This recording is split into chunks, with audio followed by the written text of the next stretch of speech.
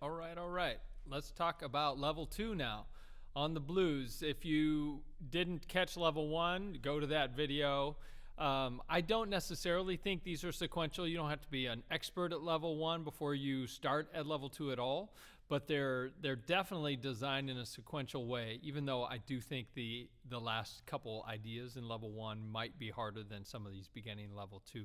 So it's one of those things where I like to track, where am I? I might have to work on 1.5, playing 7th chords in time, but yet I could still do 2.1 or 2.2 pretty easily. So just so you know, I want to demo all these on Groove Blues, on the blues, but I want you to know that, you know, it's good to track what we're working on currently and what our challenges are.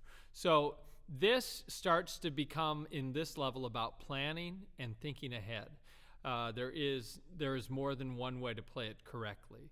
And the two things that, you know, trip up improvisers all the time is the fact that, you know, maybe they don't have command of the chord changes that they're on, and that's one that level 1 really works on. But the other big one is that we actually need to be thinking ahead about what's coming next and planning. So that's going to make sense as we go through this. So first, level 2.1. So I got my blues changes up there still, and I'm just going to play roots only, but I'm going to try to play with some hip rhythms and really work on my time feel. So here we go. Check it out.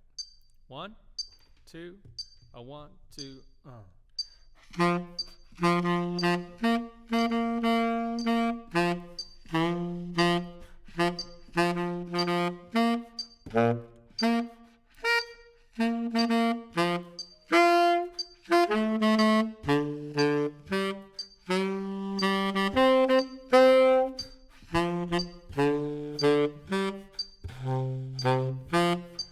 And you noticed I jumped octaves, so it's not just roots on one note. You can change notes if you want, or registers if that's workable for you. That's another layer to this, okay? So now a rhythmic solo using the root and the third. And I like to do this both. I'll actually play 2 choruses right now. I'll always start on the root and go up to the third, and then the second chorus, I'll mix it up. Maybe I start on the third, maybe I start on the root. So here comes the root third chorus, but with rhythmic variety. Here we go. 1, a 2, a 1, 2,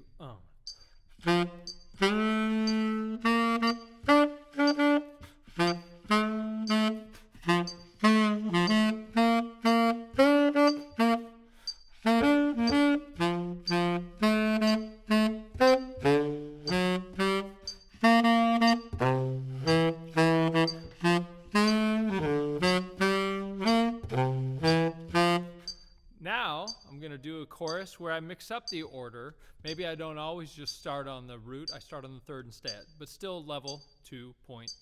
1, 2, a 1, 2, 3.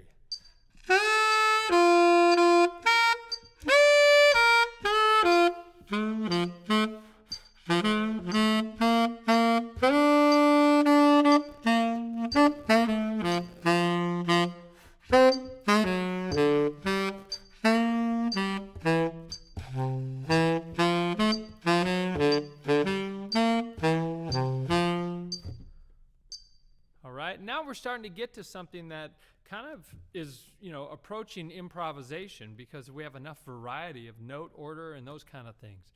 And so now we're going to extend it to triads. So I'll do a chorus, and I actually won't stop in between this time, but I'll do a chorus of ascending only with rhythmic variety, and then I'll play a chorus where I mix up the order, but I still only play 1, 3, and 5 on the chords. Here we go. Ready? Ascending to start, then mixed order. Level 2.3. 1, 2, 1, 2, 3.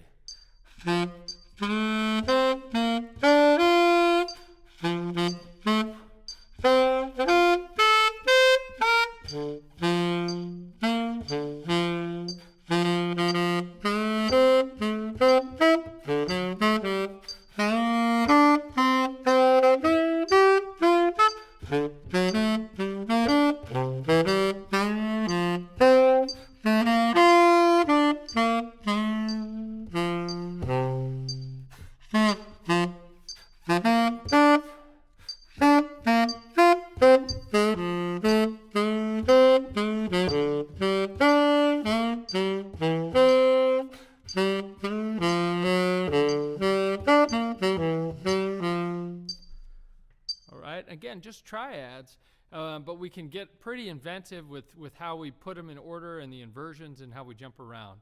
Now we're going to do this. Thank you, Mr. Clausen. Now we're going to try that same idea with seventh chords. First chorus is only ascending and rhythmic variety, and second chorus I'll mix up the order. Now, one note, when we get to these doubled up chords, there's a lot of chords now. There are a lot of chord tones. So I might not get all of the ascending seventh chord in there because I'll be pretty stuck in a rhythmic box if I did. But I'm gonna try to always start on the root and always ascend and check my understanding. Second chorus is mixed up orders. Ready? Here we go. A 1, a 2, ascending 2, 3.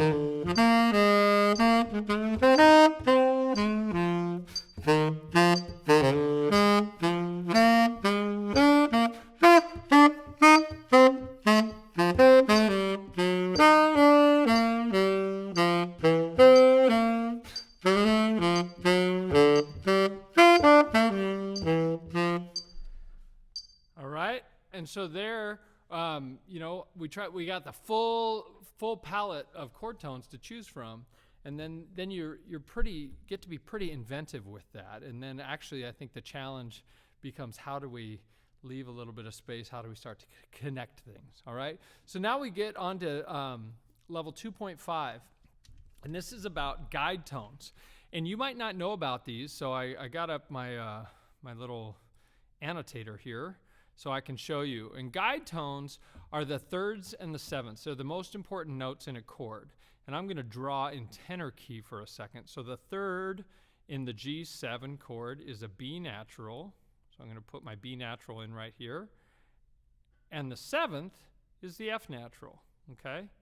I guess technically I don't need the natural sign, but I'll put it in there anyway. Okay, so those are my guide tones. And then in the next measure, the third and the seventh, the third of the C7 chord is E natural, and the seventh is B flat. Okay? And so I need to know this, and then obviously if we did all this other work, we know that, but now we need to try to work in and take advantage of the fact that this F is a half step away from this E, and this B is a half step away from this B flat. And so that's a stepwise motion, a half step actually. It's super, super close. Now on most chords in the blues, we have those kind of really close relationships, and we want to build a solo that really takes advantage of those real close motions. So every time I go to a new chord, I'm going to try to do it instead of jumping around to different chord tones. I'm going to try to find a super close chord tone off the third and the seventh. And then I might play something else, on the rest of the measures, but I want to try to exploit the idea that those notes are right close together, and it really makes a strong connection between chords. All right, again, so there's lots of right answers to this, but I'm going to play a chorus where I try to make sure I connect all of these. All right, and so you might need to go through and figure out some of your close connections before you get too deep in. For example, here, there's the seventh, and there's the third, and on the E7, guess what? G sharp is a half step away, and the seventh is actually the same note as the third, right? So sometimes that one, we want to probably try to make sure we catch the A going to G sharp since the D stays the same. So let's try that on this chorus. And I'll add some rhythmic variety, but it'll be a little less notey because I'm really trying to get those note relationships. 1, 2, a 1, 2, 3.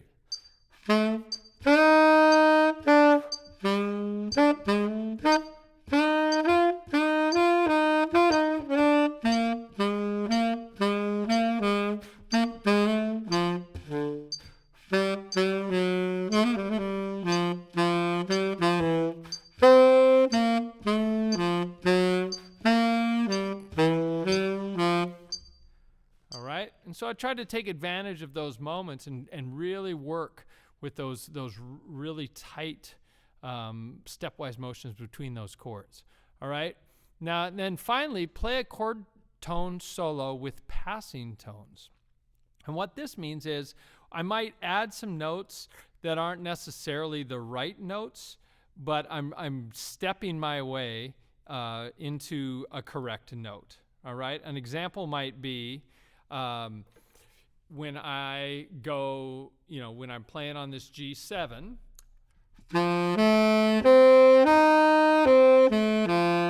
And then I'm trying to move to this C7 here.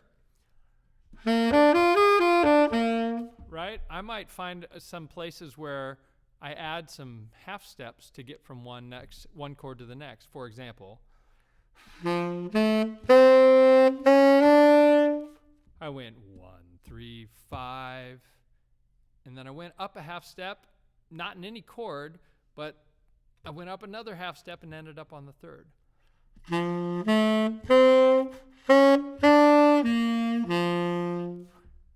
And then that's the kind of, I'm trying to make some real, what notes are sort of close together, and then I can add some steps to connect them. So let's try that. 2.6. 1, 2, 1, 2, 3.